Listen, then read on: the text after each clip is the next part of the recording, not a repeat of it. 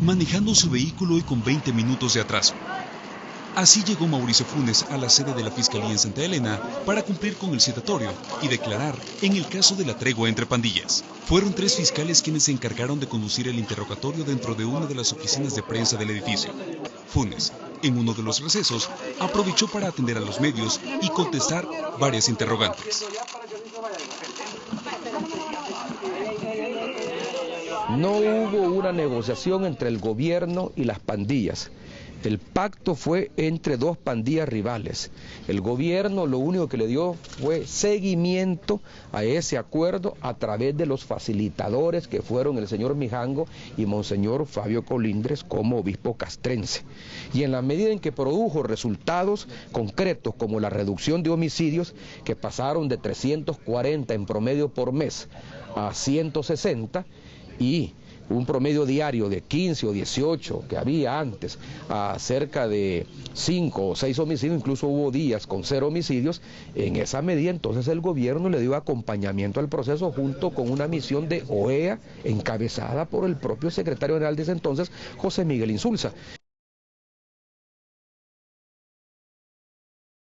No es cierto que hayamos entregado en mi gobierno 3.000 celulares que hayan ingresado a los centros penales o que le hayamos dado un arma del inventario de la Fuerza Armada a cambio de 2 armas viejas y desvencijadas que entregaron ellos frente al secretario general de la OEA. Tampoco es cierto que hayamos facilitado la entrada de prostitutas o menores de edad y mucho menos que se haya pactado un acuerdo con las pandillas para que ayudaran en las elecciones del 2014 y aseguraran el triunfo del actual presidente de la República. Los plasmas de lo que tanto se ha hablado, dicho sea de paso, la mayor cantidad de plasmas se encontraron ahora, no en mi gobierno. Pero ¿por qué hay plasma en los centros penales? Porque hay un artículo de la ley penitenciaria, eso me lo explicaba quien fue director de centros penales, Nelson Rauda, que yo le pregunté en ese momento, bueno, ¿y por qué hay plasma en los centros penales?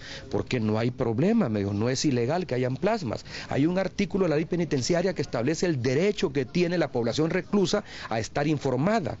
Y dentro de ese derecho pueden entrar periódicos, pueden entrar radios para que escuchen a las emisoras del país o pueden entrar plasmas para que vean noticieros. Entonces yo tengo entendido, por lo que me explicaron las autoridades de ese momento, que los plasmas se utilizaban para que estuvieran informados o para que vieran películas educativas dentro del proceso de rehabilitación que están obligados los centros penales a tener por mandato constitucional.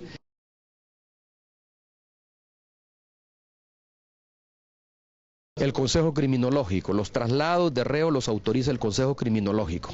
Mi gobierno y el ministro de ese entonces de Seguridad Pública, el general David Munguía Payés, no ordenó ni autorizó los traslados. Lo que hizo fue coordinar los traslados por la logística que se requería.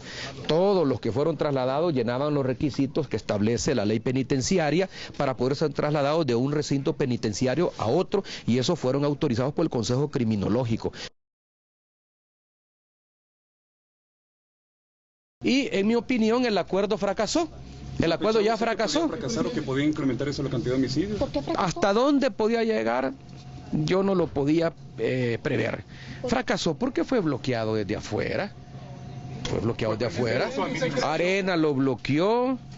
La embajada americana lo bloqueó. Hubo funcionarios, incluso en mi gobierno, que lo bloquearon, hasta que llegó un momento en que fracasó. Más de 4 horas fueron necesarias para que completara su comparecencia. La Fiscalía no descarta citar a más exfuncionarios para continuar con las investigaciones del caso. Con imágenes de Walter Chicas y Daniel Pérez, Roberto Sánchez, Noticias 4 Visión.